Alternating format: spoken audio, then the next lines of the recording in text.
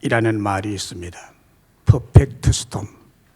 이 말은 위력이 크지 않는 폭풍이 다른 자연 현상들과 합치면서 상승작용을 일으켜서 상상을 초월하는 대형 재난으로 발전하는 현상을 일컬어 하는 말입니다.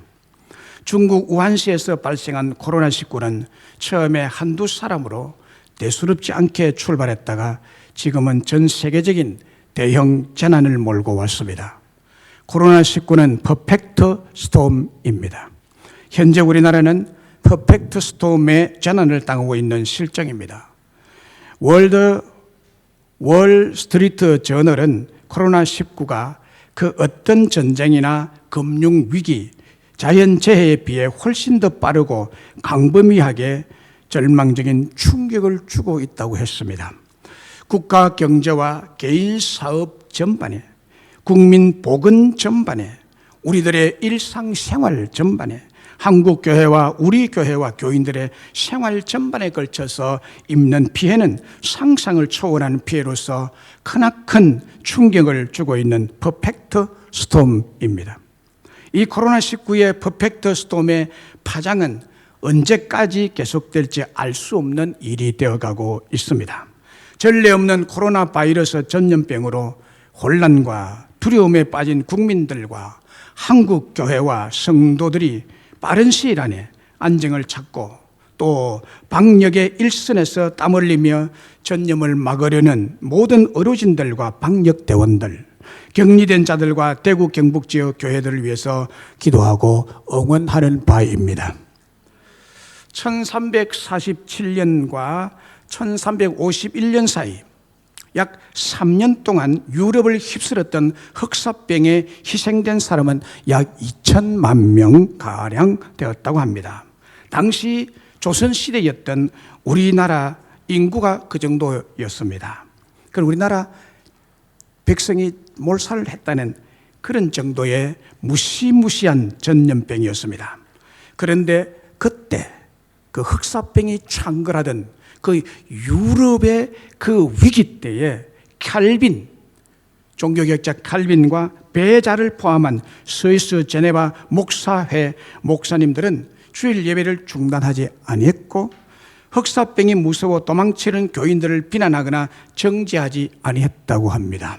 그러나 흑사병이 무서워 맡은 양떼를 버리고 도망친 목사들은 그것으로 면직을 시켰다고 했습니다.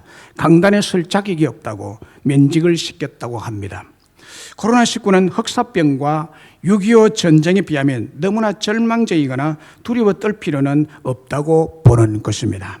우리에겐 언제나 위기는 있어 왔고 지금도 위기의 때이고 앞으로도 위기는 바다의 파도처럼 밀려오게 될 것입니다. 그러므로 우리는 이때에 자신의 신앙생활을 깊이 있게 돌아보는 기회로 삼아야 될 줄로 믿습니다. 그리고 회개하며 우리의 신앙을 회개하며 평안할 때에 공예배가 얼마나 축복된 예배였음을 감사하고 공예배를 더욱 사모하고 더 모이기를 힘쓰는 성도들이 되시기를 주의 이름으로 축복합니다. 그리고 이번 상황을 자신의 불신앙과 게으름을 합리화하는 수단으로 사용해서는 더더욱 아니 될 것입니다.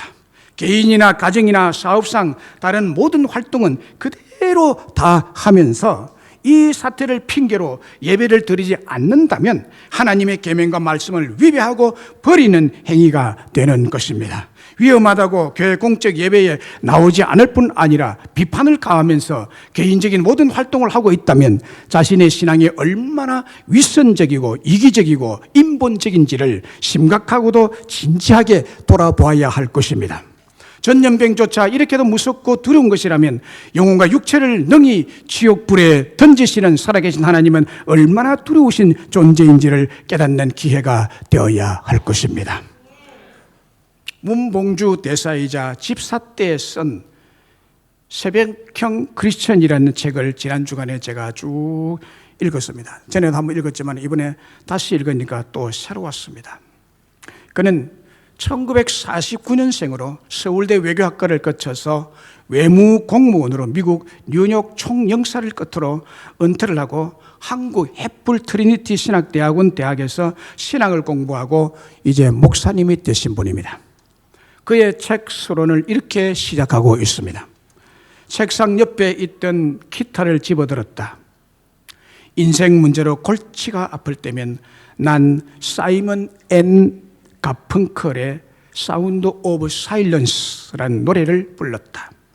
내 오랜 친구여, 어두움이여, 너와 이야기하고 싶어 오늘 또다시 너 어두움에게 왔노라.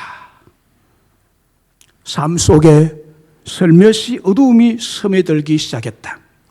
대학 생활을 시작한 1970년대 초반부터 어두움이란 놈은 내 멱살을 잡아채기 시작해서 아예 내 어깨 위에 걸터 앉아버렸다. 그 놈은 내 마음의 틀을 잡고 자신의 친구들을 불러들이기 시작했다. 술과 담배와 이성과 합리주의와 사회적 성공 따위들이 내 마음밭에서 함부로 뛰어놀았다. 고입 재수생 때 우리나라 처음으로 전자 기타가 등장한 클리프 리처드 주연의 더 영 원제가 상륙했는데 나는 처음 들어보는 전자 기타의 환상적인 사운드와 주인공의 연주 솜씨에 넋이 빠지고 말았다. 기타에 얼마나 깊이 빠져들었던지 손마디에 굵은 살이 박일 정도로 연습을 해야 됐다. 나중에 학원에서 프로 연주자로 대우해 줄 정도가 되었다. 전날에 술을 마시고 새벽 4시에 집에 들어가서 주일이면 교회에 가서 예배드리는 어두운 생활의 반복이었다. 어느 날 예배 시간에 하나님이 망치로 내리치는 것 같은 현상이 일어났다. 술과 담배 냄새에 찌들어서 예배드리며 찬송 부르면서 앉아 있어도 되는 것인가? 엉터리 라는 주님의 음성에 큰 충격을 받고 어두움의 삶, 인생의 밤이 지나고 생명의 빛으로 나오는 삶으로 완전히 삶이 바뀌었다. 술과 담배에 찌들어 거의 매일 새벽 4시에 집에 들어오던 사람이 밤이 주는 죽음의 재앙, 위암 말기 질병의 고통, 종교위원이었던 사람이 새벽 기도 위에 새벽 4시에 집을 나서는 사람으로 바뀌었다. 젊은 시절 새벽 설교를 위해 날마다 꼭두 새벽부터 일어나야 하는 목사님들의 피곤한 삶을 지켜본다는 절대 목회자가 되지 않겠다고 결심을 했다. 그랬던 내가 새벽 기도를 생활의 중심축으로 삼는 새벽 기도의 환희, 새벽 기도의 감동에 늘 몸을 부르러 뜨는 크리스천으로 변화되리라고는 꿈에도 생각해 본 적이 없다. 새벽 예배에 참석하지 않고는 하루를 시작할 수 없는 정도로 성도로 변화시켜 주신 하나님의 은혜 앞에 무릎을 꿇을 뿐이다 라고 했습니다. 그는 신학대학원에서 신학을 전공하고 지금은 일본 오사카 교회 담임 목사님으로 목회를 하고 있습니다. 그가 어두움의 사람에서 구원의 해방을 얻은 것은 하나님께서 밤에 속했던 사람, 어두움에 속한 사람을 치심으로 밤의 죄악을 벗어나 교회를 그에게 주신 줄로 믿습니다. 오늘 본문 29절에 밤중에 다 치심에 12절에 내가 그 밤에 애굽에 두루 다니며 처음 난 것을 다 치고 30절에 그 밤에 바로와 애굽에 큰 부르짐이 있었으니 이는 그날에 죽임을 당하지 않은 집이 하나도 없었음이라. 42절에 이 밤은 여호와의 밤이라. 밤중에 그 밤에 이 밤에라고 강조하고 있습니다. 부패와 타락과 음란과 온갖 죄악이 어두운 밤중을 기점으로 왕성하게 퍼지고 일어나고 사람을 덮칩니다. 타락한 사람들은 밤을 오 내 오랜 친구여, 내 오랜 친구 어두움이여 라고 밤을 노래하며 찬양하며 밤을 부르며 어두움에 빠져듭니다. 밤중에 술과 담배와 음행과 향락과 쾌락의 노예가 되어갑니다. 그래서 하나님께서 애굽의 죄악의 밤중에 죽음의 사자를 파송해서 처음 난 장자를 다 치시는 것입니다. 어린 양의 피 없는 죄악에 취해 있었던 사람들, 죄악의 노예가 되어서 죄가 무엇이며 죄에 대한 하나님의 심판에 대해서 무지한 애굽 백성들에 대한 한밤중의 심판이었습니다. 오늘날 대부분의 사람들과 심지어 교회 다니는 교인들조차도 자신의 죄 문제에 대해서 전혀 관심을 가지지 않고 있습니다. 교인들은 교회에 나와서 인간적인 위로나 도덕적 윤리적인 좋은 말로 근심이나 달래고 마음이나 편해지고 점심 한 끼 맛있게 먹고 가는 정도입니다. 저는 이런 현실을 볼 때 너무나 안타까운 마음을 가지고 있는 목사입니다. 오늘날 많은 교회가 교인들을 어두운 밤을 벗어나지 못하는 종교인으로 만들어버렸습니다. 교회가 죄를 책망하며 회개하게 만들고 하나님 앞에 바로 서게 하는 곳이란 생각은 전혀 없고, 인간적인 위로를 받고 교인들끼리 교제하고 그룹을 지어 즐기고 심지어는 교회를 이용해서 다단계 돈벌이 장사를 해도 되는 곳으로 생각합니다. 그래서 자기를 좀 알아주지 아니하고 위로해 주지 아니하고 도움이 되지 아니하고 섭섭하게 하거나 책망을 하면 돌이키거나 회개는커녕 비난과 불평과 원망과 반항과 안갚음을 쏟으며 떠나가 버립니다. 그 결과는 교인일수록, 종교인일수록 죄악의 밤은 깊어만 가게 되는 것입니다. 그래서 하나님께서 이 죄악의 밤중에 재앙을 내리시고 밤에 심판의 칼로 다 치시는 것입니다. 그런데 여호와의 밤, 그 밤중에 택하신 이스라엘 백성들은 한 명도 죽지 아니하고 다 구원을 받았습니다. 이 하나님을 믿으시기를 바랍니다. 이 하나님을 신뢰하시기를 바랍니다. 이스라엘 백성들을 구원한 그 어린 양의 피의 능력은 그러면 어디에서 나타났습니까? 이스라엘 백성들을 구원한 그 어린 양의 피의 능력은 교회에서 나타났습니다. 교회에서 나타났습니다. 하나님의 무한한 은혜는 우리를 죽음의 재앙에서 넘어가는 교회를 주셨다는 사실입니다. 오늘 본문 22절에 그 피를 문 임방과 좌우 설주에 뿌리고 아침까지 한 사람도 자기 집 문 밖에 나가지 말라고. 문 밖으로 나가지 말라고. 그리고 23절에 여호와께서 애굽 사람들의 재앙을 내리려고 지나가실 때에 문 임방과 좌우 문설주의 피를 보시면 여호와께서 그 문을 넘으시고 매라는 자에게서 너희 집에 들어가서 너희를 치지 못하게 하실 것입니다. 여기 자기 집은 문 임방과 좌우 설주에 피를 뿌린 이스라엘 백성들의 집으로서 오늘날 택한 백성들이 모인 교회를 말합니다. 이 집은 교회입니다. 교회는 피로 사신 곳이고 어린 양의 피가 흐르는 피의 제단이 있는 곳이고 죄 사함의 권세를 가진 곳이 교회입니다. 그래서 자기 집 문 밖에 나가지 말라고 엄하게 경고하고 있습니다. 만약에 그날 밤에 집 밖에 나가면 죽습니다. 죽음을 매라면 피 묻은 집안에 있어야만 합니다.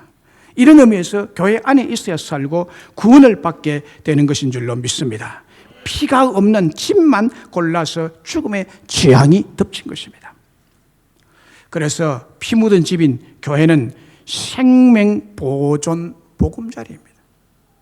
이곳이 여러분의 생명을 보존하는 보금자리임을 믿으시기를 바랍니다. 세상의 사람들은 교회 가지 말라, 교회 모이지 말라.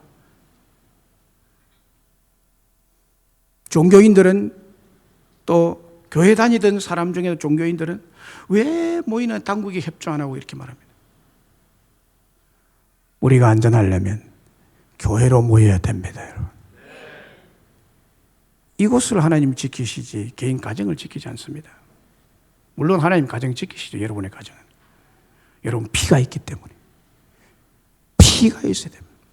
여러분의 생명, 여러분의 몸에서 피 다 빼버리면 죽습니다. 피가 생명입니다, 여러분. 피가 살리죠. 교회가 구원의 통로임을 믿으시기를 바랍니다. 여호수아서 2장 18절 21절에 보면 우리가 이 땅에 들어올 때에 우리를 달아내는 창문에 이 붉은 줄을 메고 네 부모 형제와 네 아버지와 가족을 다 네 집에 모으라. 누구든지 네 집 문을 나가서 거리로 가면 그의 피가 그의 머리로 돌아갈 것이요 우리는 허물이 없으리라. 그러나 누구든지 너와 함께 집에 있는 자에게 손을 대면 그의 피는 우리의 머리로 돌아오려니와. 정탐꾼이 말한 것입니다. 라합이 이르되 너의 말대로 할 것이라 하고 그들을 보내어 가게 하고 붉은 줄을 창문에 매니라. 붉은 줄. 이 말씀은 여리고의 기생 라합이 이스라엘의 정탐꾼들을 숨겨뒀다가 약속한 그대로 온 가족이 구원을 받은 말씀입니다. 정탐꾼들은 자신들의 생명을 구하고 또한 라합과 그의 식구들을 구하게 될 이 붉은 줄에 대한 특별한 생명을 의미를 부여해서 붉은 줄을 창문에 매라고 했습니다. 붉은 줄이 생명을 살리는 사인입니다.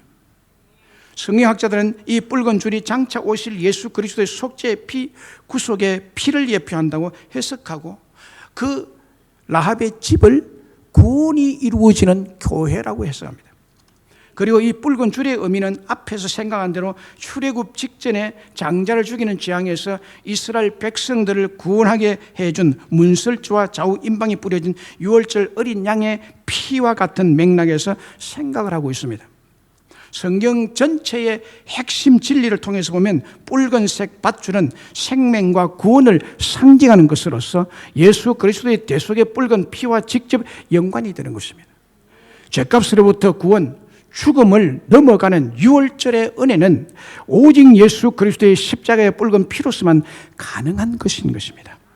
어린 양이신 예수님의 피 외엔 그 무엇으로도 죄로 인한 사망, 죽음의 문제를 해결할 수가 없습니다. 정탐꾼이 지적한 대로 붉은색 밧줄이 아닌 아무 밧줄이나 혹은 자기가 좋아하는 색깔의 밧줄을 매달아서는 죽음의 사자들의 칼날 앞에서 살아날 수가 없는 것입니다.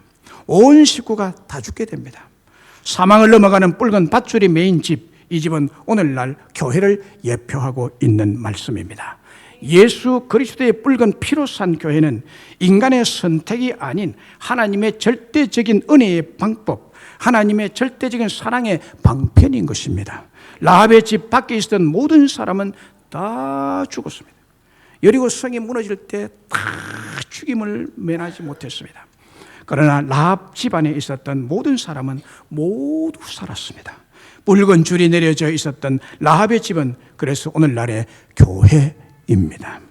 교회 안에 있는 자들은 예수 그리스도의 십자가의 보혈의 공로로 구원을 받는 줄로 믿습니다. 하나님은 교회를 통해서 죄사함의 은혜를 주시고 복을 주시고 말씀을 주시고 영생을 주시는 줄로 믿습니다. 아무리 세상적으로 강하다 할지라도 지혜롭다 할지라도 세상적으로 대단한 사람이랄지라도 예수님의 피 없이 교회 없이 구원을 받지는 못하는 것입니다. 사도행전 20장 28절에 여러분은 자기를 위하여 또 온 양떼를 위하여 삼가라. 성령의 그들 가운데 여러분을 감독자로 삼고 하나님이 자기 피로 사신 교회, 하나님이 자기 피로 사신 교회를 보살피게 하셨느니라 했습니다. 교회를 뭐라고 그럽니까? 하나님이 자기 피로 사신 교회라고 그럽니다. 피로 사신 교회, 피 묻은 교회, 피가 흐르는 교회, 피가 있는 교회, 재앙이 넘어가는 교회, 죽음이 넘어가는 유월절의 교회인 것입니다. 초대교회의 교부 오리겐은 라합의 가족들이 오직 집안에 있을 때에만 구원이 약속된 사실에 근거해서 그리스도의 피를 통한 구원은 오직 교회 안에서만 이루어진다라고 했습니다. 오리겐은 라합의 가족들이 오직 집안에 있을 때만 구원이 약속된 사실에 근거해서 그리스도의 피를 통해서만 이루어진다고 믿으시면 아멘. 호화 크루즈 유람선이었던 타이타닉호의 이야기는 우리에게 귀한 교훈을 주고 있습니다. 타이타닉호가 영국을 떠나 미국을 향해 첫 유람의 항해를 떠났습니다. 이 배의 승무원들은 그들이 택한 항해 코스가 안전하지 못하고 위험한 코스라는 경고를 많이 받았습니다. 왜냐하면 타이타닉호가 택한 항해 코스는 빙산과 많은 얼음 조각들이 떠있는 지극히 위험한 바다를 항해해야 했기 때문입니다. 그러므로 처음 계획을 바꾸어 빙산이 없는 훨씬 남쪽으로 코스를 바꾸어 항해하라는 충고를 많이 받았습니다. 전문가를 통해서 받았습니다. 불행하게도 타이타닉호 선장과 승무원들은 대서양 항해 시간의 기록을 세우는 데 집중한 나머지 그 기록을 방해하는 남쪽 코스는 택하지를 않았다고 합니다. 뿐만 아니라 타이타닉호는 절대로 안전하고 어떤 장애물도 극복하고 가라앉지 않는다는 교만함이 충만했기 때문에 그 경고를 무시했습니다. 그리고 타이타닉호 주변의 여러 여객선들로부터 6차례나 빙산과 얼음 조각들 때문에 위험하다는 경고를 또 받았다고 합니다. 타이타닉호의 승무원들은 그 어떤 방해물도 그들의 배를 가라앉힐 수 없다고 믿었습니다. 무적의 존재라고 믿었습니다. 그러나 그들이 믿었던 것은 불행하게도 거짓되고 허무하고 무모한 믿음이었음이 판명났습니다. 그보다 그 바다에 대해서 더 잘 아는 사람들의 경고를 무시한 채 한 가지 사고방식에 갇혀 있었던 돈키호테들이었습니다. 하나님은 예수님의 피 묻은 성경을 통해서 그 성경 말씀을 전하는 교회를 통해서 끊임없이 경고를 하고 인생에게 충고를 해도 타이타닉호와 같은 사고방식을 가진 어두운 세상은 밤에 취한 세상 사람들은 받아들이지 아니하고 위험한 각자 자기의 갈 길을 가다가 어느 날 갑자기 한밤중에 빙산에 부딪혀 부서지고 무너지고 가라앉고 침몰하고 마는 것입니다. 어린 양의 피가 없는 세상의 모든 이단과 우상과 미신과 어두움의 사상의 안전과 구원은 더더욱 없는 것입니다. 오직 피로 사신 교회 안에 있을 때 생명을 보존받게 되고 구원을 받게 될 줄로 믿습니다. 구원의 집, 구원의 방주, 구원의 도피성인 교회를 우리에게 주신 것은 하나님의 은혜요 청량할 수 없는 하나님의 축복인 것을 믿습니다. 그러므로 저와 여러분들은 이 축복을 받은 사람들입니다. 이 축복의 은혜 속에 있는 자들입니다. 이 축복의 감격 속에 살아가는 자들입니다. 그리고 24절과 28절에 무슨 말씀을 하십니까? 규례로 삼아 영원히 지키라. 명령하신 대로 행하라 라고 했습니다. 하나님의 말씀에 순종하며 살아야 합니다. 24절 28절을 보세요. 너희는 이 일을 규례로 삼아 너희와 너희 자손이 영원히 지킬 것이라. 28절에 이스라엘 자손이 물러가서 그대로 행하되 여호와께서 모세와 아론에게 맹하신 대로 행하니라. 그대로 행했습니다. 율절 양을 잡아라. 식구대로 잡아라. 빨리 먹어라. 허리 띠를 띠고 먹어라.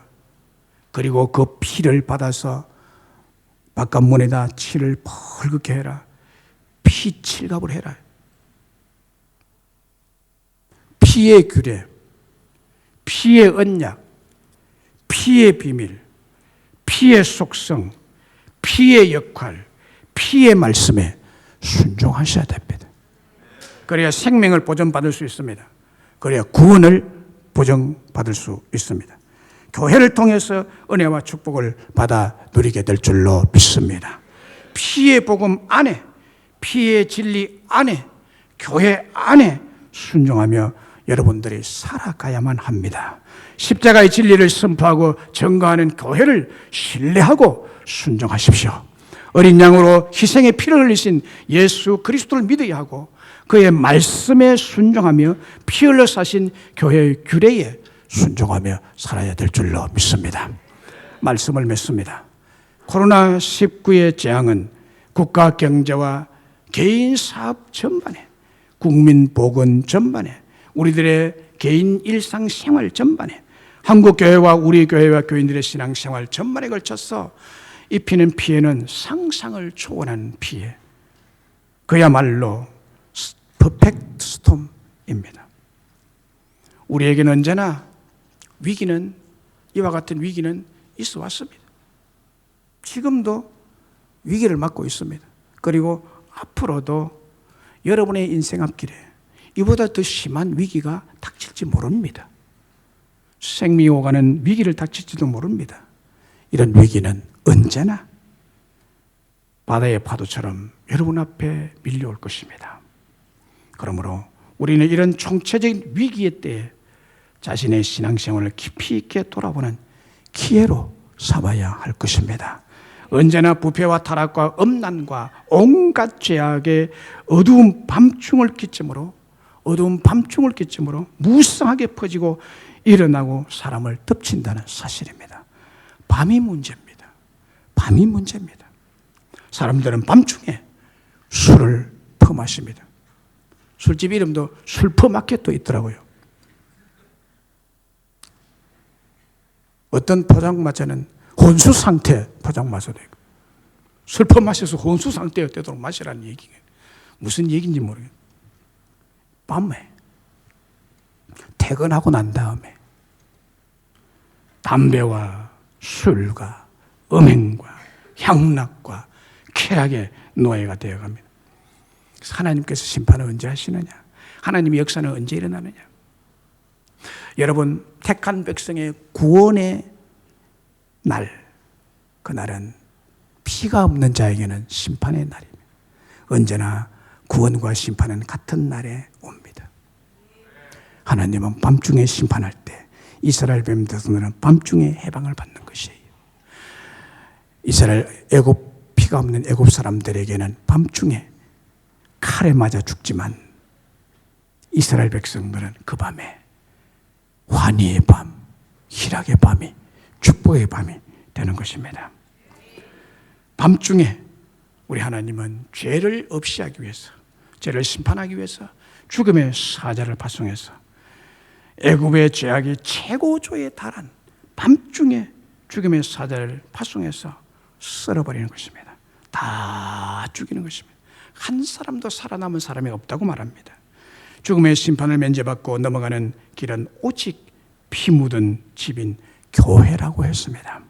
교회를 잘 이해하시고 교회에서 내리시는 규례나 명령이나 말씀을 온전히 지키며 전적으로 순종함으로 교회를 통해서 생명을 건지시고 온 가족이 구원을 받아 행복한 삶을 살아가는 여러분 되시기를 주의 이름으로 축복합니다. 보혈을 지나